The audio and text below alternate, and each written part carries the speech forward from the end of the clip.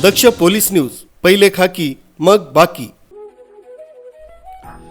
श्री हनुमान जन्मोत्सवानिमित्तानं सगळीकडे आपल्याला मारुती मंदिरामध्ये भाविकांची अलोट गर्दी दिसून येते। सगळीकडे भक्तिमय वातावरण, तसंच महाराष्ट्रातील एकमेव मंदिर असलेल्या उत्तरच्या दिशेला पनवती हरण मंदिर, या मंदिराची आख्यायिका अशी आहे, या ठिकाणी भाविकांनी दर्शन घेतल्यानंतर आपली पनवती दूर करू शकतो, अशी भावना देखील या भाविकांमध्ये आहे।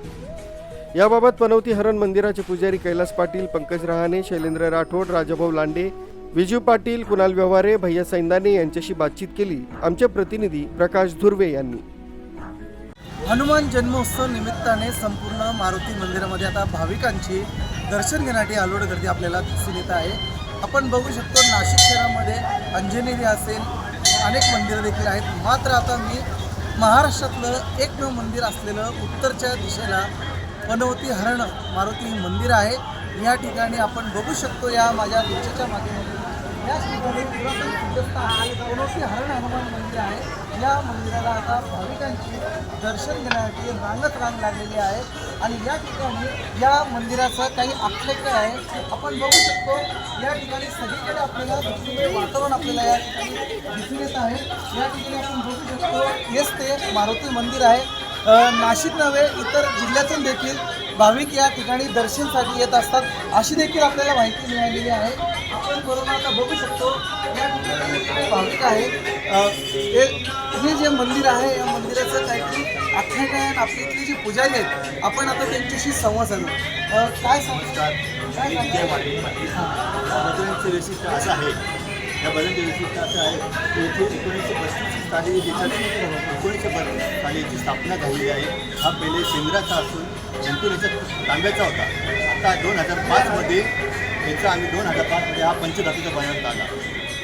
त्याच्यामध्ये 2005मध्ये याचं स्थापना करण्यात आली। त्याच्या पायाखाली 7.5 आहे। ज्या व्यक्तीला ज्या व्यक्तीला पनोती लागली असेल तुम्ही ह्या बदलांचं दर्शन घ्यावे, आणि ज्या व्यक्तीला संकट काही प्रॉब्लेम, मुलीचा विवाह काही अडचण येत असेल तर ह्या बदलांपाशी मंगळवारी, शनिवारी, अमावस्या, पौर्णिमेला एक नारळ 11 लवंगा चढवल्यानंतर ह्या व्यक्तीची मनोकामना पूर्ण होते। ह्या बदलांचे वैशिष्ट्य असे की याला रोज सकाळी आमचे राजू भाऊ लांडे हे रोज नित्यनेमाने पूजा अर्चा करतात।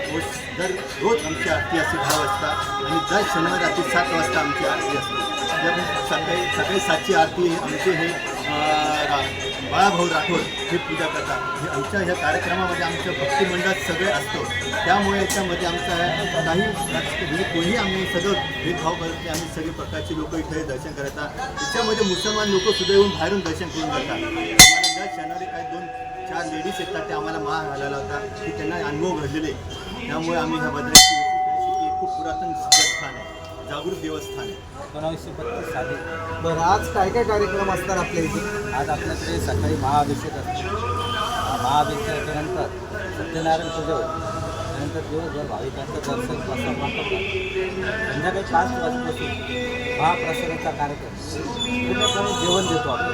एक 6-7 हजार लोकांचं जेवण आहे। या कारणे सर्व भाविक आपल्या मनोकामनेप्रमाणे इच्छेनुसार जे काही असेल अन्नदान स्वरूपात, पैसा स्वरूपात देणगी देतात। त्याचा पुरेपूर वापर करून आपण सर्व लोकांना इथे बैठक प्रकार भारतीय बैठकप्रमाणे जेवण देतो। आणि या कार्यक्रमाची सांगता ते आपल्याला 1 ते 1:30 वाजेपर्यंत राहते। पब्लिक ही 6 वाजेपासून ते रात्री 10-11 वाजेपर्यंत जेवण्यासाठी सर्व या परिसरातल्या बाहेर गावचे लोक खूप इथे श्रद्धा भावनेने येतात आणि आपली मनोकामना पूर्ण करतात।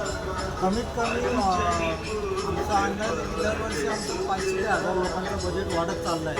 तर यावर्षी आमचा अंदाज आहे की 5,500 ते 6,000 लोक महाप्रसादाचा लाभ घेतील असा आमचा अंदाज आहे, आणि आम्ही त्याची पूर्णतः तयारी केली आहे। किती वर्षापासून मंदिर आहे?